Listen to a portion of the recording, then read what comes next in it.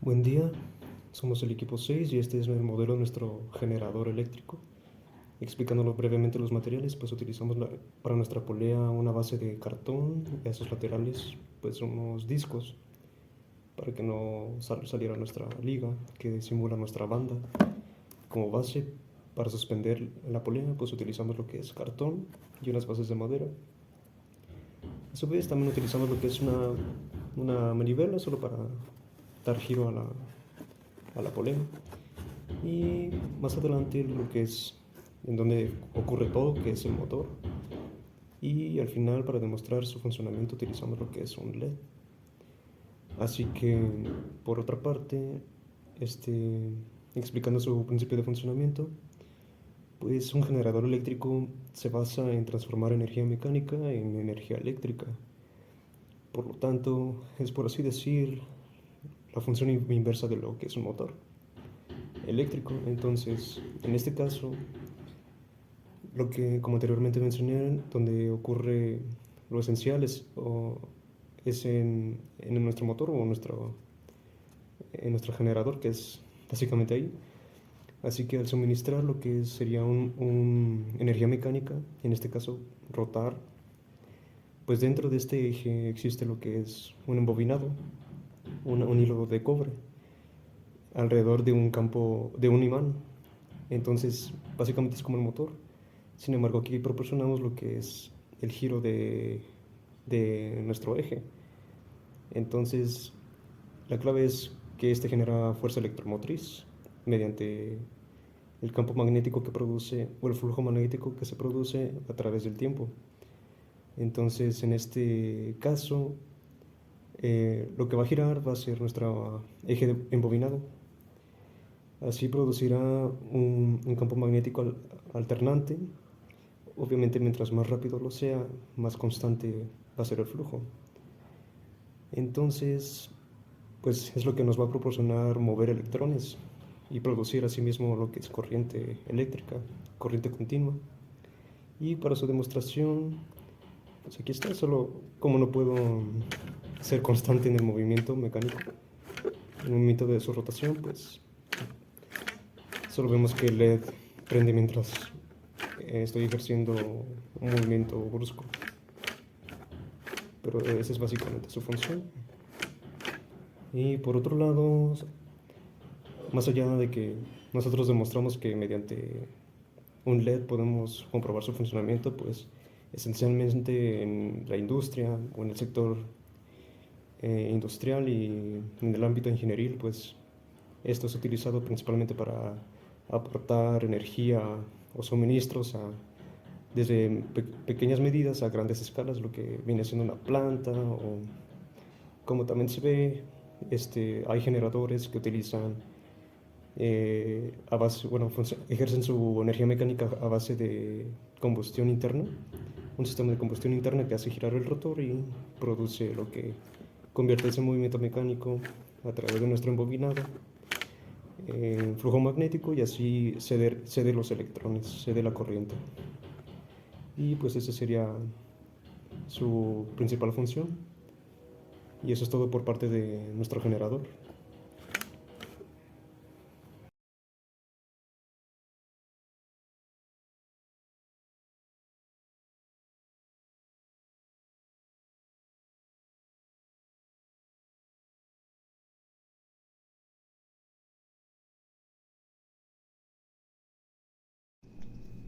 Lo que estamos viendo aquí es la representación de un motor casero y un motor real utilizado en aparatos electrodomésticos como lo es una lavadora. Aquí tenemos la parte interna también del motor, y este motor también puede servir a la inversa para la generación de energía eléctrica. En este video vamos a ver simplemente los componentes de lo que es un motor y un generador. Como sabemos, el motor se encarga de transformar la energía eléctrica en movimiento, y el generador se encarga de transformar la energía mecánica en energía eléctrica, o sea, es decir, el movimiento a energía eléctrica, generar corriente. Y pues sabemos que están conformados por un imán que tenemos aquí en la parte de abajo y un cable generalmente de cobre que tiene un embobinado, es decir, un número de vueltas alrededor de un núcleo. En este caso, nuestro núcleo es de un diámetro aproximado de unos 5 milímetros y no tiene como tal un núcleo sólido. Este motor casero no funciona exactamente igual como lo hace un motor convencional, como el que tenemos aquí al lado, debido a que este motor casero, la parte que gira es la parte del cableado, la parte del cable de cobre. En este cable de cobre lo que hemos hecho es simplemente un embobinado y le hemos generado sus dos electrodos que irán conectados a estos clips que tenemos en la parte de acá y el imán en la parte de abajo, que tiene su propio campo que interferirá al alimentar de energía el cable, interferirá con el campo electromagnético generado por la corriente que atraviesa el cable. Una vez que la corriente atraviesa el cable, lo que va a pasar es que los dos campos van a interferir y va a generar el movimiento alrededor de un eje de nuestro motor.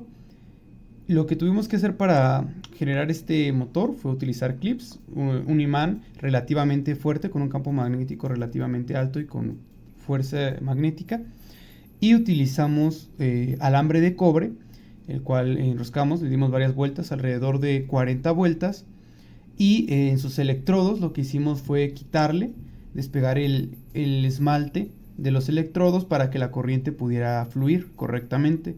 Es importante utilizar un cable de cobre que esté esmaltado, que tenga un recubrimiento aislante, porque si no se utiliza este tipo de cables con un recubrimiento, lo que va a pasar es que a pesar de que tengas el embobinado, no se generará la impedancia necesaria y estarás generando un cortocircuito en tu motor. Es decir, que en vez de que la corriente pase a través del cable, se estará pasando de un electrodo a otro de manera directa y eso puede dañar tu circuito o tu sistema.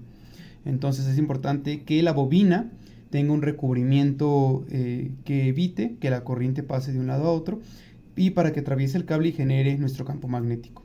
Y es importante también que los electrodos se les quite el recubrimiento para que la corriente pase como queremos que lo haga. Ahorita estamos alimentando alrededor de 2.5 volts. Es importante también ver la cantidad de alimentación de voltaje que le meterás a tu motor, porque empieza a... si lo alimentas con mucho voltaje, la corriente también aumenta y esto puede generar que se queme tu cable, en este caso el cable de cobre, empiece a generar chispas al dar vueltas y se empiece a quemar o a calentar y pues genere un cortocircuito. Entonces, bueno, nuestro motor está conformado por un estator, que es la parte fija, por un eje, que es la parte móvil, por un rodamiento que se encarga de que el eje no tambalee, no vibre, que no se mueva mucho, que simplemente rote. Y tiene también una carcasa, generalmente aquí como lo podemos ver, una carcasa de plástico, que simplemente sirve para recubrir. En otros motores más grandes, pues la carcasa es de otros materiales, pero simplemente su objetivo es recubrir el campo magnético generado por el motor, porque puede afectar a otras partes del circuito. La mayoría también de los motores ya de alta gama tienen un ventilador en la parte trasera, que pues lo que provoca es que también la temperatura disminuya, porque al aumentar el número de vueltas, el número de revoluciones del motor, la temperatura aumenta. Entonces es importante que tengamos ese ventilador. Y bueno, aquí tenemos nuestro motor de un electrodoméstico, en este caso una lavadora, que funciona a partir del mismo principio, simplemente de la inversa. Yo vengo a explicar ya acerca del funcionamiento del motor eléctrico, el cual es una máquina eléctrica que convierte la energía eléctrica en energía mecánica mediante la interacción de campos magnéticos. Dentro del motor, una corriente eléctrica pasa a través de bobinas que están ubicadas en el rotor, en este caso son una bobina de cobre. Estas bobinas generan un campo magnético que interactúa con el campo magnético creado por el estator, el cual en nuestro caso fue un poco complicado, pero al final logramos encontrar el ángulo correcto en el que el campo magnético del imán repelía al de la bobina, lo cual hace que girara. Y esta fuerza que se produce debido a la interacción de los campos se le llama fuerza de Lorentz y es la fuerza que causa que el rotor gire. Y El giro del rotor se utiliza para realizar trabajo mecánico como para mover una rueda, un ventilador o cualquier otra parte del sistema conectado al motor, para así generar electricidad. Y como se ve aquí, tuvimos que conectarlo a una protoboard debido a que nos causaba un cortocircuito, pero al final con el protoboard se solucionó y también se puede apreciar que se utilizó una fuente de voltaje de 2 volts.